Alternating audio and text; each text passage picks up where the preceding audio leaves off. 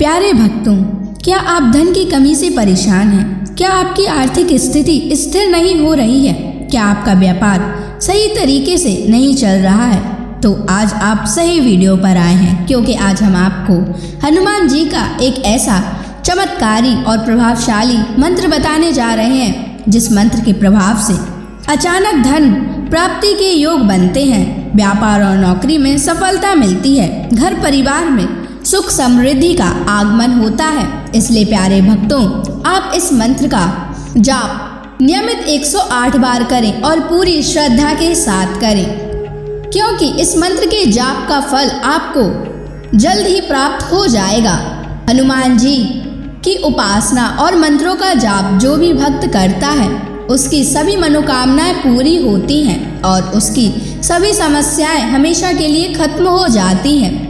वो सदैव के लिए हनुमान जी के शरणों में चला जाता है और उस पर हमेशा हनुमान जी की असीम कृपा बनी रहती है। इसलिए प्यारे भक्तों, इस मंत्र का जाप नियमित 108 बार करें और जब भी आप इस मंत्र का जाप करें तो इस वीडियो को चला लें।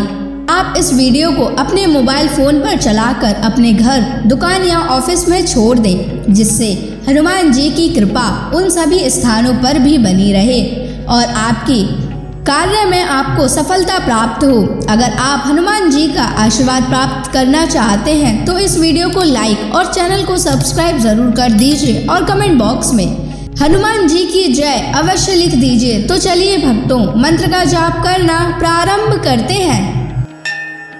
ओम हनुमते वज्रदेहाय कर्म सिद्धिं कुरु स्वाहा। ओम हनुमते वज्रदेहाय कर्म सिद्धिं कुरु स्वाहा। ओम हनुमते वज्रदेहाय कर्म सिद्धिं कुरु स्वाहा। ओम हनुमते वज्रदेहाय कर्म सिद्धिं कुरु स्वाहा। ओम हनुमते वज्रदेहाय कर्म सिद्धिं कुरु स्वाहा।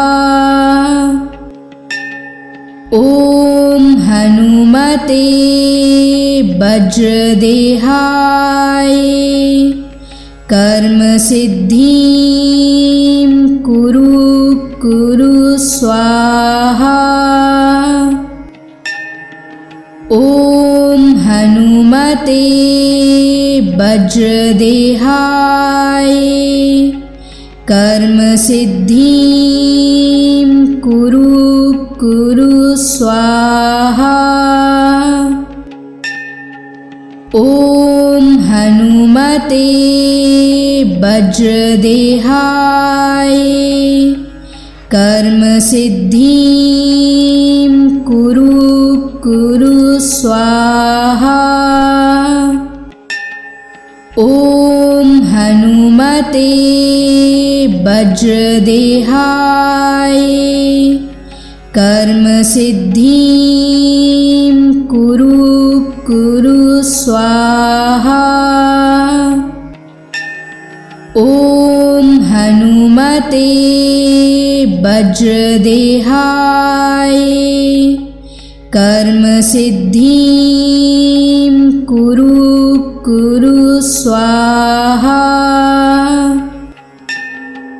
ओम हनुमते वज्रदेहाय कर्म सिद्धिं कुरु स्वाहा। ओम हनुमते वज्रदेहाय कर्म सिद्धिं कुरु कुरु स्वाहा। ॐ हनुमते वज्रदेहाय कर्म सिद्धिं कुरु कुरु स्वाहा। ॐ हनुमते वज्रदेहाय कर्म सिद्धिं कुरु कुरु स्वाहा। ॐ हनुमते वज्रदेहाय कर्म सिद्धिं कुरु कुरु स्वाहा। ॐ हनुमते वज्रदेहाय कर्म सिद्धिं कुरु कुरु स्वाहा। ॐ हनुमते वज्रदेहाय कर्म सिद्धिं कुरु कुरु स्वाहा। ॐ हनुमते वज्रदेहाय कर्म सिद्धिं कुरु कुरु स्वाहा। ॐ हनुमते वज्रदेहाय कर्म सिद्धिं कुरु कुरु स्वाहा। ॐ हनुमते वज्रदेहाय कर्म सिद्धिं कुरु कुरु स्वाहा। ॐ हनुमते वज्रदेहाय कर्म सिद्धिं कुरु कुरु स्वाहा। ॐ हनुमते वज्रदेहाय कर्म सिद्धिं कुरु कुरु स्वाहा। ॐ हनुमते वज्रदेहाय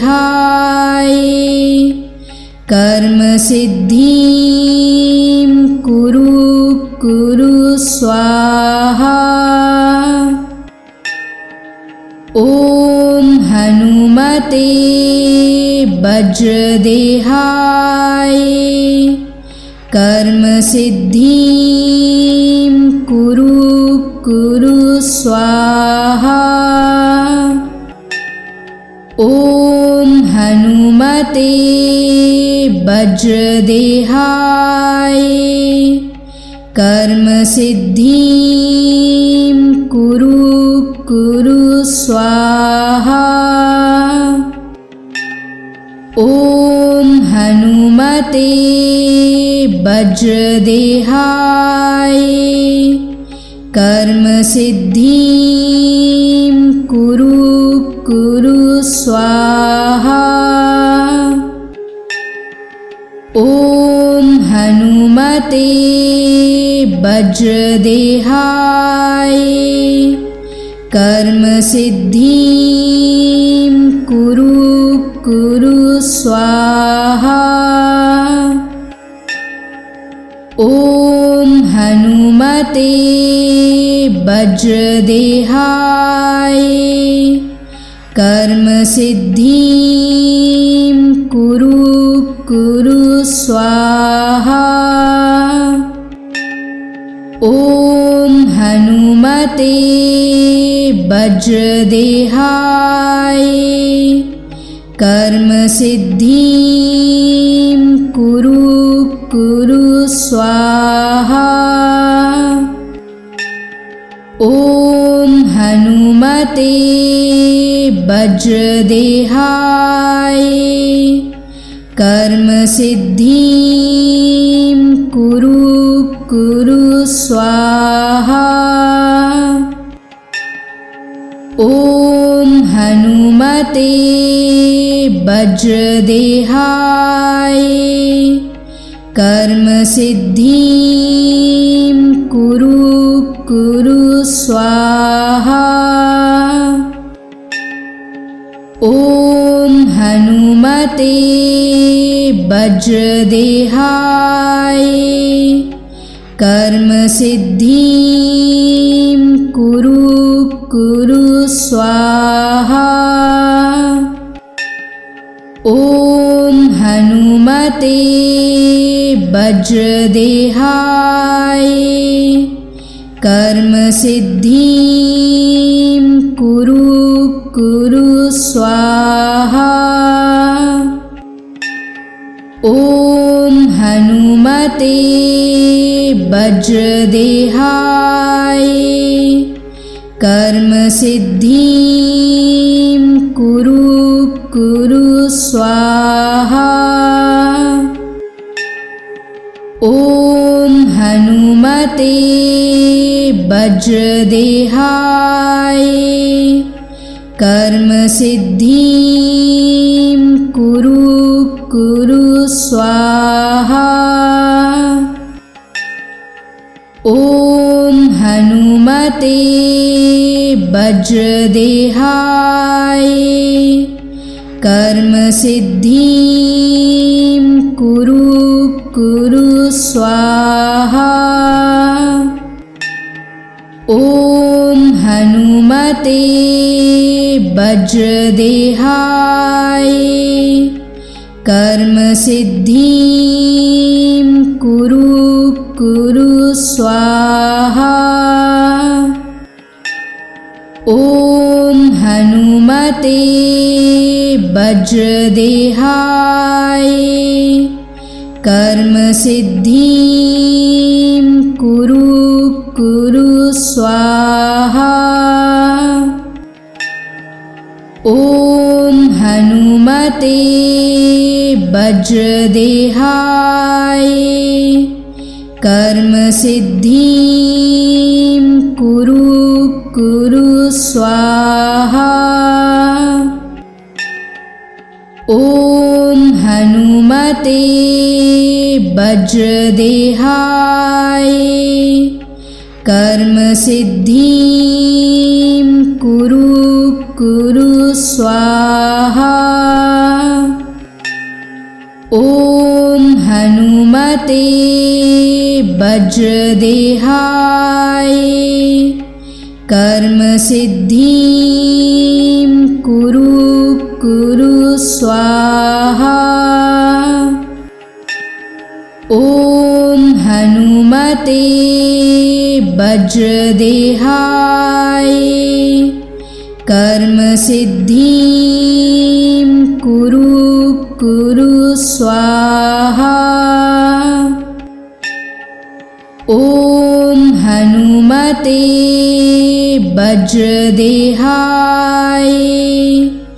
कर्म सिद्धिं कुरु स्वाहा। ॐ हनुमते वज्रदेहाय कर्म सिद्धिं कुरु स्वाहा। ॐ हनुमते वज्रदेहाय कर्म सिद्धिं कुरु स्वाहा। ॐ हनुमते वज्रदेहाय कर्म सिद्धिं कुरु स्वाहा। ॐ हनुमते वज्रदेहाय कर्म सिद्धिं कुरु कुरु स्वाहा। ॐ हनुमते वज्रदेहाय कर्म सिद्धिं कुरु कुरु स्वाहा। ॐ हनुमते वज्रदेहाय कर्म सिद्धिं कुरु कुरु स्वाहा। ॐ हनुमते वज्रदेहाय कर्म सिद्धिं कुरु कुरु स्वाहा। ॐ हनुमते वज्रदेहाय कर्म सिद्धिं कुरु कुरु स्वाहा। ॐ हनुमते वज्रदेहाय कर्म सिद्धिं कुरु कुरु स्वाहा। ॐ हनुमते वज्रदेहाय कर्म सिद्धिं कुरु कुरु स्वाहा। ॐ हनुमते वज्रदेहाय कर्म सिद्धिं कुरु कुरु स्वाहा। ॐ हनुमते वज्रदेहाय कर्म सिद्धिं कुरु कुरु स्वाहा। ॐ हनुमते वज्रदेहाय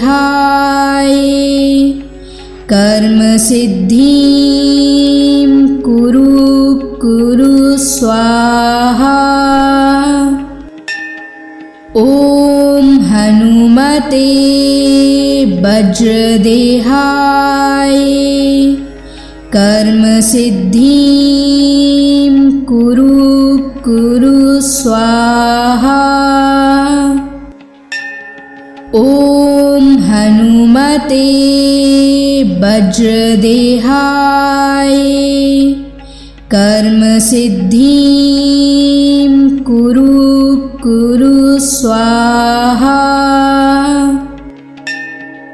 ॐ हनुमते वज्रदेहाय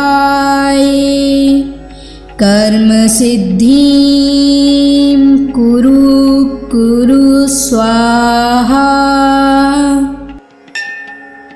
ॐ हनुमते वज्रदेहाय कर्म सिद्धिं कुरु कुरु स्वाहा। ॐ हनुमते वज्रदेहाय कर्म सिद्धिं कुरु कुरु स्वाहा। ॐ हनुमते वज्रदेहाय कर्म सिद्धिं कुरु कुरु स्वाहा।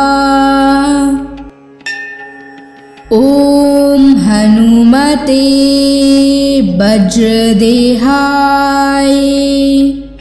कर्म सिद्धिं कुरु कुरु स्वाहा। ॐ हनुमते वज्रदेहाय कर्म सिद्धिं कुरु कुरु स्वाहा। ॐ हनुमते वज्रदेहाय कर्मसिद्धिं कुरु स्वाहा। ॐ हनुमते वज्रदेहाय कर्मसिद्धिं कुरु स्वाहा। ॐ हनुमते वज्रदेहाय कर्मसिद्धिं कुरु स्वाहा। ॐ हनुमते वज्रदेहाय कर्मसिद्धिं कुरु स्वाहा। ॐ हनुमते वज्रदेहाय कर्मसिद्धिं कुरु स्वाहा। ॐ हनुमते वज्रदेहाय कर्मसिद्धिं कुरु स्वाहा। ॐ हनुमते वज्रदेहाय कर्मसिद्धिं कुरु स्वाहा। ॐ हनुमते वज्रदेहाय कर्मसिद्धिं कुरु स्वाहा। ॐ हनुमते वज्रदेहाय कर्मसिद्धिं कुरु स्वाहा।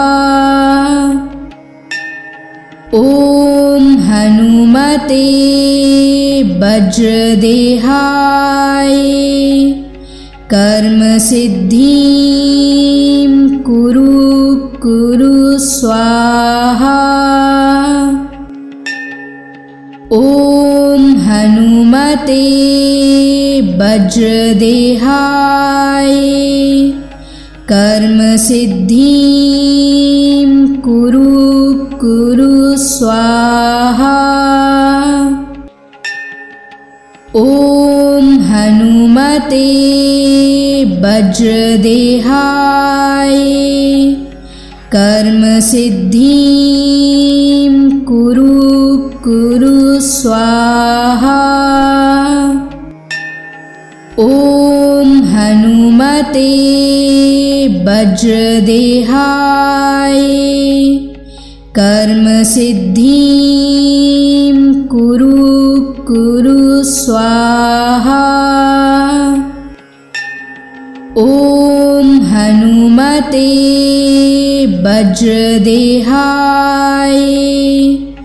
कर्मसिद्धिं कुरु स्वाहा। ॐ हनुमते वज्रदेहाय कर्मसिद्धिं कुरु स्वाहा। ॐ हनुमते वज्रदेहाय कर्मसिद्धिं कुरु स्वाहा।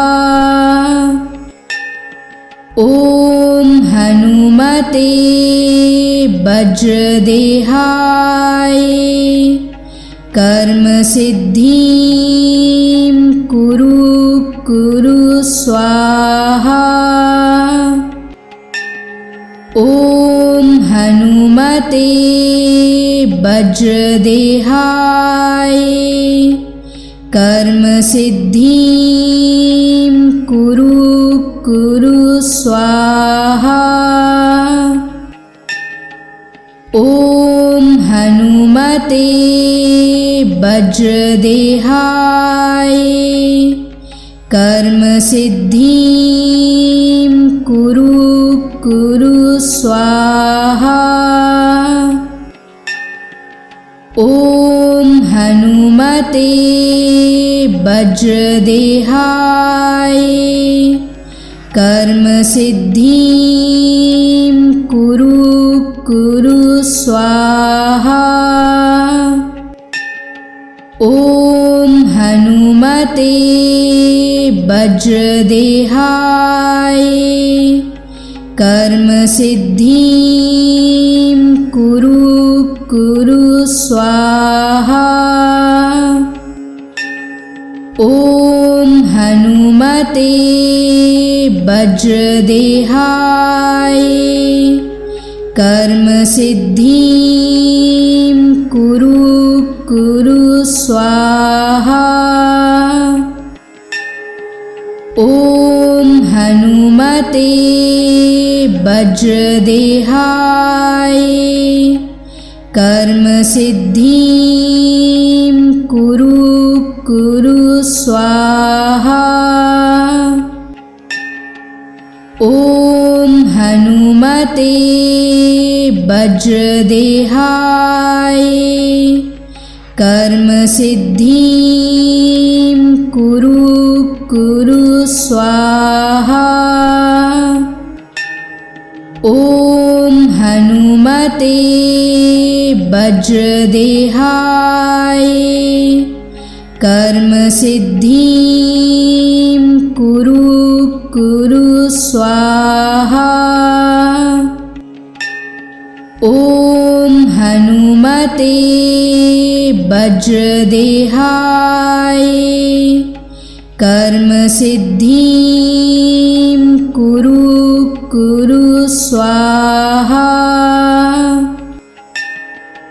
ॐ हनुमते वज्रदेहाय कर्म सिद्धिं कुरु कुरु स्वाहा।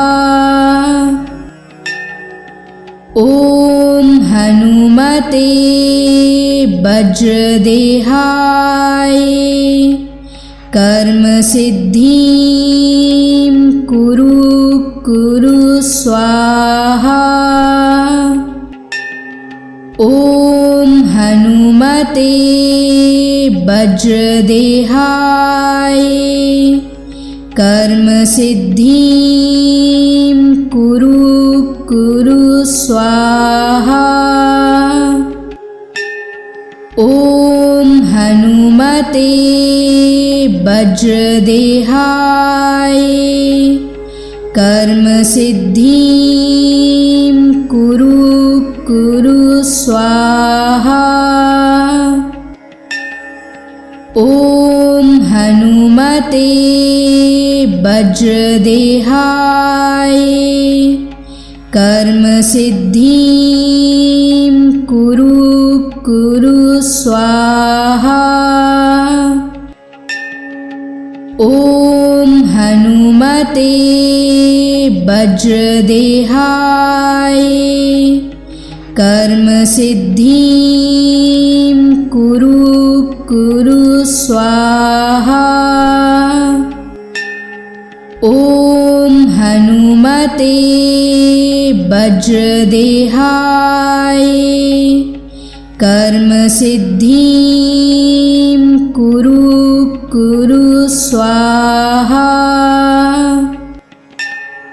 ॐ हनुमते वज्रदेहाय कर्म सिद्धिं कुरु कुरु स्वाहा। ॐ हनुमते वज्रदेहाय कर्म सिद्धिं कुरु कुरु स्वाहा। ॐ हनुमते वज्रदेहाय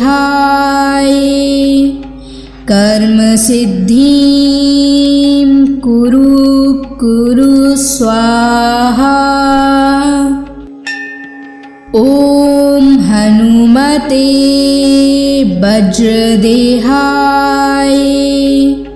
कर्म सिद्धिं कुरु स्वाहा। ॐ हनुमते वज्रदेहाय कर्म सिद्धिं कुरु स्वाहा। ॐ हनुमते वज्रदेहाय कर्म सिद्धिं कुरु स्वाहा। ॐ हनुमते वज्रदेहाय कर्म सिद्धिं कुरु स्वाहा।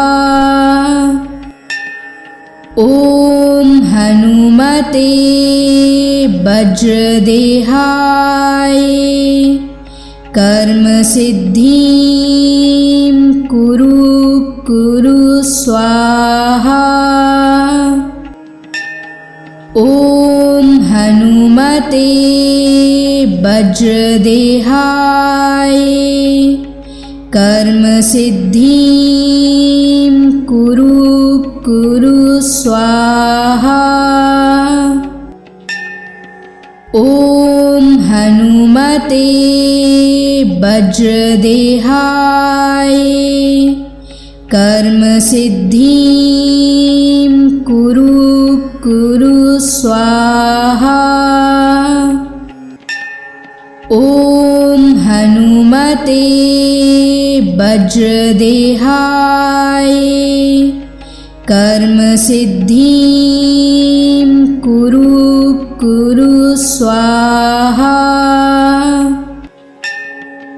ॐ हनुमते वज्रदेहाय कर्म सिद्धिं कुरु स्वाहा। ॐ हनुमते वज्रदेहाय कर्म सिद्धिं कुरु स्वाहा। ॐ हनुमते वज्रदेहाय कर्म सिद्धिं कुरु स्वाहा। ॐ हनुमते वज्रदेहाय कर्म सिद्धिं कुरु स्वाहा। ॐ हनुमते वज्रदेहाय कर्म सिद्धिं कुरु स्वाहा। ॐ हनुमते वज्रदेहाय कर्म सिद्धिं कुरु स्वाहा।